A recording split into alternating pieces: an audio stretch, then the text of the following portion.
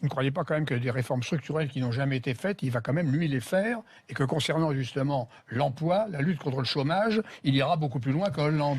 Sur ce point précis, Je c'est un point important pour les Français. Je pense que déverrouiller et donner plus de liberté dans l'économie française, en particulier sur le marché du travail, ne peut éventuellement s'entendre et servir à quelque chose que dans une économie qui n'est pas ouverte à tous les vents et qui est protégée.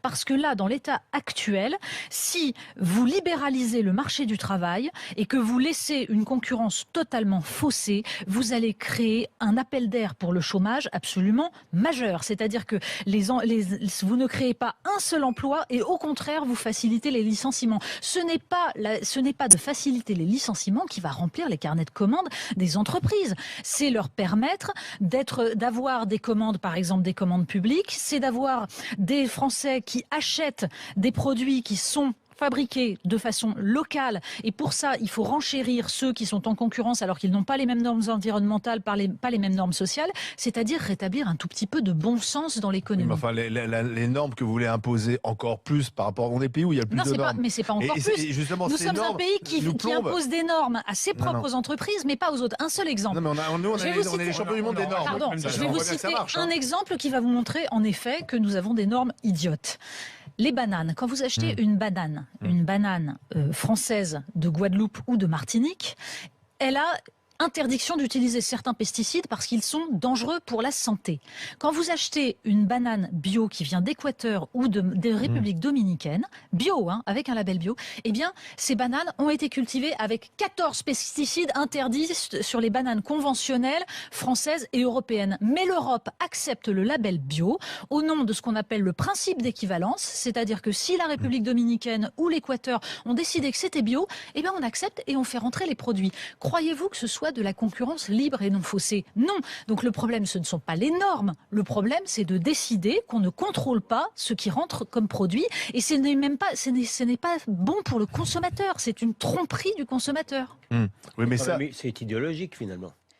C'est l'idéologie du libre-échange. Ça recoupe peut-être aussi la préférence pour l'autre. Vous savez, le libre-échange est une idéologie qui s'est mise en place dans les années 70, en gros, avec l'abandon par les États-Unis de Bretton Woods, c'est-à-dire de la parité dollar-or, qui s'est développée dans le monde avec Reagan et Thatcher, qui ensuite a été amplifiée par Bill Clinton, notamment à travers ses politiques qui permettaient aux banques de faire à la fois banque d'affaires et banque de dépôt.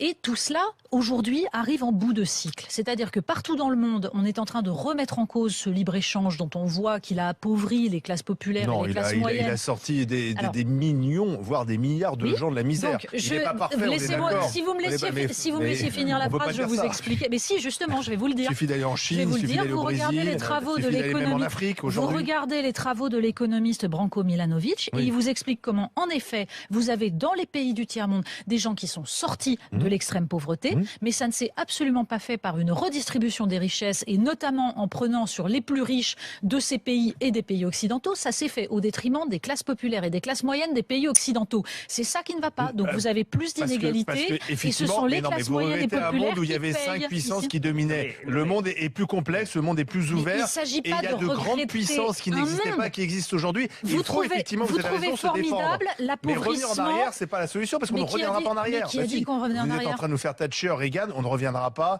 avant.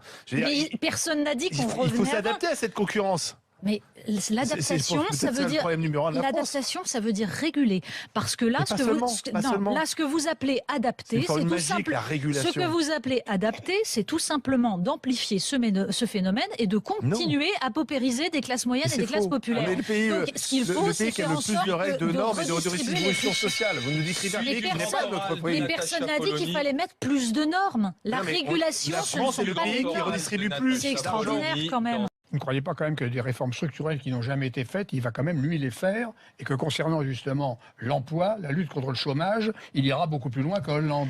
Sur ce point précis, c'est un point important pour les Français. Je pense que déverrouiller et donner plus de liberté dans l'économie française, en particulier sur le marché du travail, ne peut éventuellement s'entendre et servir à quelque chose que dans une économie qui n'est pas ouverte à tous les vents et qui est protégée. Parce que là, dans l'état actuel, si vous libéralisez le marché du travail et que vous laissez une concurrence totalement faussée, vous allez créer un appel d'air pour le chômage absolument majeur. C'est-à-dire que vous ne créez pas un seul emploi et au contraire, vous facilitez les licenciements. Ce n'est pas de faciliter les licenciements qui va remplir les carnets de commandes des entreprises.